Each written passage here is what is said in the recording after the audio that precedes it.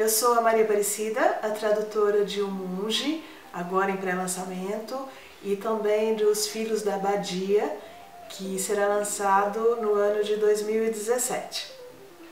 O Monge foi a minha primeira tradução literária. Eu já tinha alguma experiência com tradução antes, eu já tinha feito alguma coisa técnica, alguma coisa para publicidade, mas eu posso dizer que O Monge foi o meu primeiro romance e foi uma experiência que me deixou muito feliz, porque eu sempre quis ser tradutora. Na verdade, eu me formei para ser tradutora, mas o destino quis que eu trabalhasse como professora e durante todos esses anos eu passei dando aulas de inglês, o que foi muito bom, porque de uma certa forma eu adquiri muito conhecimento sobre o idioma inglês. Eu tenho muita segurança hoje, tenho muita tranquilidade mesmo para fazer essas traduções. Eu também gosto muito de história e gosto muito de literatura, principalmente a literatura inglesa. Na verdade, eu sempre gostei. Eu me lembro que desde adolescente eu já tinha muitos livros da Agatha Christie e eu lia esses livros na época em português, porque eu ainda não dominava o idioma inglês. Mas depois de algum tempo, quando eu já entendia bem inglês, eu comecei a ler essas obras no original. O que não era muito fácil, porque na época não havia internet e todo o recurso, o único recurso na verdade que existia eram mesmo os dicionários. Mas eu me esforçava bastante e conseguia um bom resultado. Depois disso, eu me aventurei a ler outras obras no original. Eu li Sherlock Holmes no original, é lógico que eu li Jane Austen no original e tantos outros. Hoje, às vezes, quando eu me sinto inspirada, eu me aventuro a ler Shakespeare no original, o que também não é uma tarefa fácil, mesmo hoje. Traduzir O Monge também não foi uma tarefa fácil. Isso porque o autor, às vezes ele queria dar alguma ênfase em alguma parte da história e ele se utilizava de uma técnica de mudar a ordem das palavras na frase, que a gente chama de inversão, que é bem difícil de traduzir. Eu me lembro que muitas vezes eu tive que ler algumas frases em voz alta, várias vezes, até entender o que ele realmente queria dizer. Além disso, ele usa pronomes e conjugações que não são mais usadas, palavras que não são mais usadas, vocabulário de objetos que não existem mais. E tudo isso exigiu muita pesquisa. Além disso, ele também coloca poemas dentro da narrativa. Então o trabalho não é mais só simplesmente trazer o texto de um outro idioma para o nosso idioma ou de uma outra cultura para a nossa cultura. Eu também tive que trabalhar muito com rimas e eu usei muito dicionário de rimas, mas eu acho que deu tudo certo. Eu acho que a gente não perdeu nada com a tradução, não.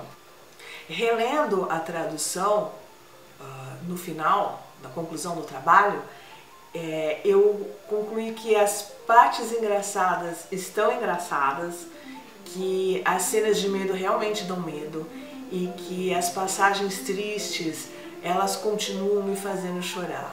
Então a gente não perdeu nada mesmo com a tradução.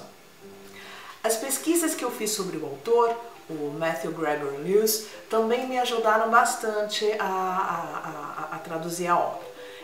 Eu aprendi que ele leu Os Mistérios de Udolfo e que adorou o livro, e ele até chegou a dizer que foi o melhor livro que ele já leu na vida. É importante a gente pensar aqui que na época a leitura de romance não era uma coisa muito comum, principalmente entre as mulheres. Elas liam clássicos gregos ou até a Bíblia, mas a leitura de um livro gótico com passagens picantes, embora não fosse uma coisa muito comum para a época, já estava se tornando bastante popular. E por isso o Matthew decidiu que ele também iria escrever o seu próprio romance, a sua própria novela gótica.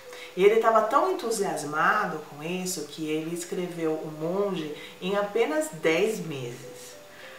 princípio, o livro recebeu muitas críticas, não só porque ele ofendia a igreja, mas também porque ele descrevia em detalhes algumas coisas que não eram muito apropriadas para a época. Daí ele fez uma segunda versão que, embora um pouco mais apropriada, ainda não foi aprovada, ainda não era isso que eles esperavam, e foi só numa terceira versão que ele conseguiu fazer as adaptações necessárias e obteve a aprovação da sociedade. É essa terceira versão que fez muito sucesso e é essa terceira versão que nós traduzimos aqui. Ele também foi acusado de plágio, não que ele tenha copiado o texto de algum lugar, mas dizia-se que alguns dos seus personagens não eram criações suas. E é verdade isso, eventualmente ele acabou reconhecendo.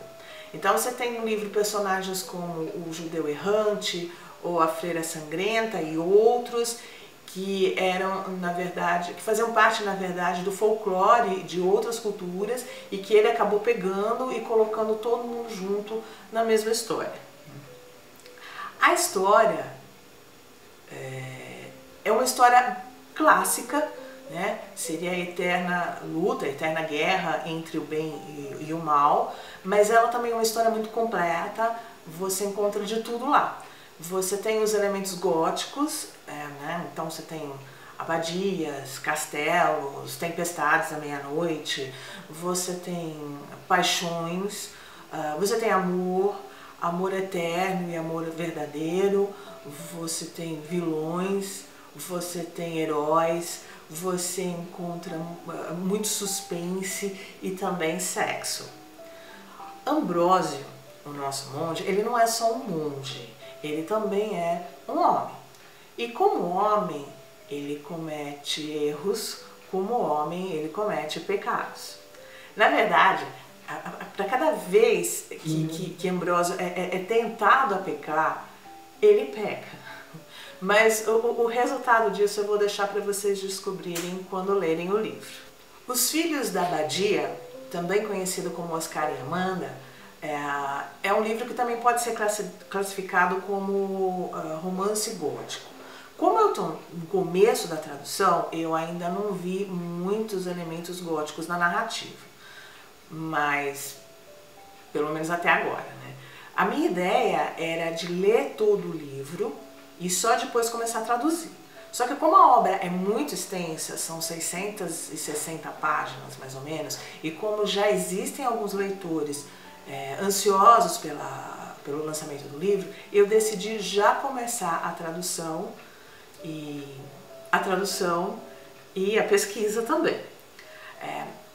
Eu estive pesquisando sobre a autora, a Regina Maria Roche. Ela tem um nome comum pra gente, não é familiar pra gente, mas ela é na verdade irlandesa. Eu li que ela lançou o livro Os Filhos da Abadia na mesma época de um monge e que esse livro também competia em popularidade com os Mistérios de Udolfo. Mas a história é um romance, tá? É uma história de amor. A linguagem que ela usa no livro é muito bonita, é muito rica em detalhes.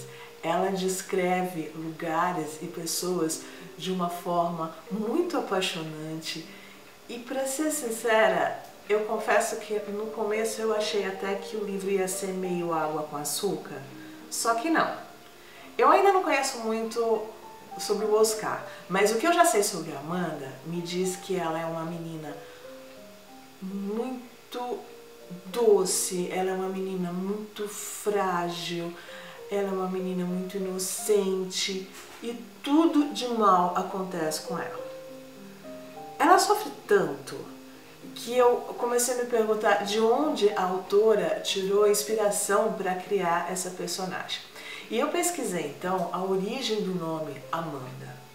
Embora seja um nome popular na Inglaterra, mesmo naquela época, ele tem uma origem latina que vem de amando ou amandus, que deriva de amare e significa aquela que é amável, digna de amor, aquela que deve ser amada.